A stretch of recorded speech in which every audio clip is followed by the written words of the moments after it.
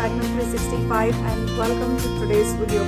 I always start my meal prep by soaking beans or legumes that I plan to use for the upcoming week. This week I'm soaking and sprouting mung beans for usar, soaking whole red lentils or masoor for masoor amti, and I'll be finishing up the frozen mixed dal varan that I had made last week. With beans and lentils soaking, I'm ready to prepare today's lunch, which is pav bhaji. And since I'm using half of this bhaji for my low carb pav bhaji, I'm pressure cooking the starchy vegetables, namely the potatoes and the peas, separately from the other veggies. I begin by melting butter in my pressure cooker, followed by the addition of my special homemade chili garlic paste. Once garlic pieces have bloomed well in the hot butter, I'm adding roughly chopped tomatoes, followed by the addition of veggies from my frozen pav bhaji kit, linking the meal prep video that shows how I made this kit in the card above and in the description box below. All I'm doing now is seasoning the veggies with pav bhaji masala and salt, giving everything a thorough mix and then pressure cooking it for 2 to 3 whistles. Pressure cooking pav bhaji and coarse blending it is the best way to serve pav bhaji, as no one in our house really appreciates chunky veggies in the bhaji. Once it has blended to my liking, I will take half of it for my low carb keto pav bhaji, and to the other half I will add green peas and pressure cooked potatoes. Once potatoes and peas are incorporated with the remaining veggies, I will season it according to our taste. So I will add butter chunks, salt, lemon juice, cilantro, red chili powder, turmeric powder, additional pav bhaji masala, so that it attains the flavors that I'm looking for. Once that is done, I'm ready to serve it with either store-bought pav or homemade pav. After enjoying the delicious pav bhaji for my Sunday lunch, I took a break for good 2 hours, and now it's time to head back and complete the remaining meal prep. First in line are the 2 blocks of paneer. I'll use cubes from 1 block of paneer for my keto paneer 65 recipe. I will flash freeze the cubes from the other block for later use. I will share my low carb keto paneer 65 version in my keto meal prep video. For flash freezing paneer cubes, I simply line a tray with a silicone mat and then transfer these cubes on that silicone mat, spread evenly into a single layer, and put it in the freezer and freeze it for an hour or so. Next in line are a bunch of veggies that I need to prep. Having onions diced and ready to go helps make any meal preparation a breeze. Once onions are prepped, I transfer the diced onions to a glass container and store it in the refrigerator for up to 6 days. Next are my cruciferous vegetables: cabbage, cauliflower and broccoli. I was fortunate to find a small head of cabbage, which is really hard to find in my part of the world. I almost always get twice or thrice the size of cabbage, and then I don't know how to use it up all without it going to waste. For both cauliflower and broccoli, I'm following the same process. I'm separating the florets from the stem, discarding the harder portion of the stem and keeping the softer inner core or the hearts of the stems.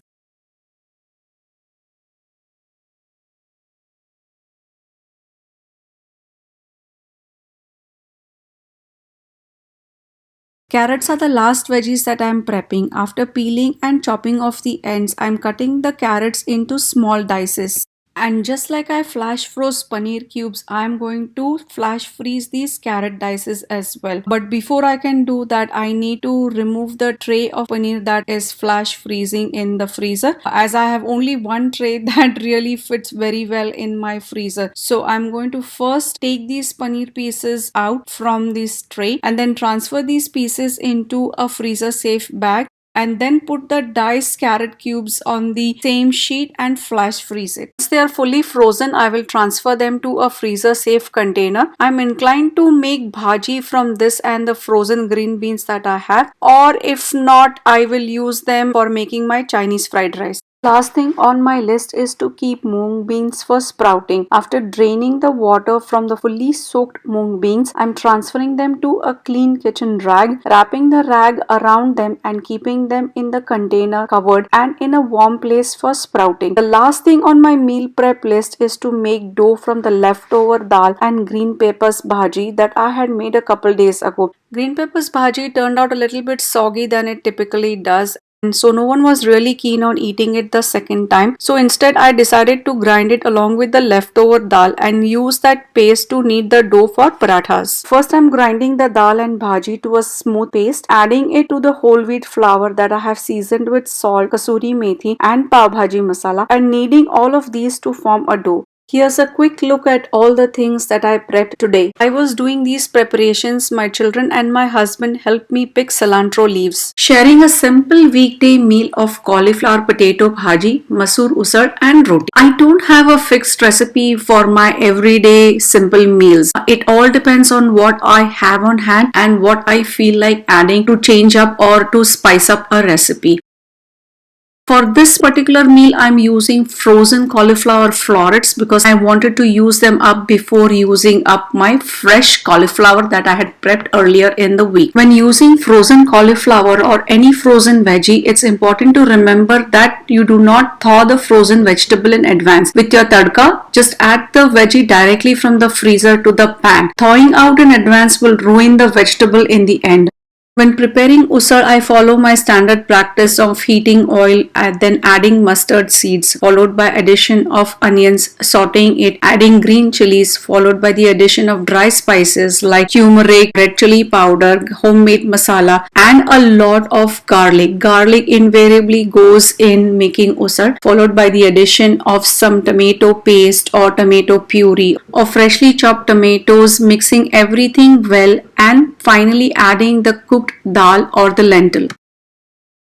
I also prepared roti dough as part of this meal prep preparation, but unfortunately I did not record it, so I couldn't show it to you in the earlier part of the meal prep. I used about 8 cups of whole wheat flour to make the roti dough, and this dough should last us for good 4 days.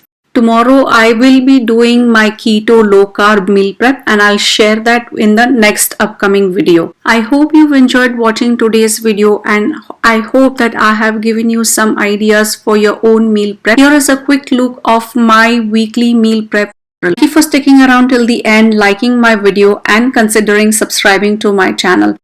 You all take care and I will see you around soon. Bye.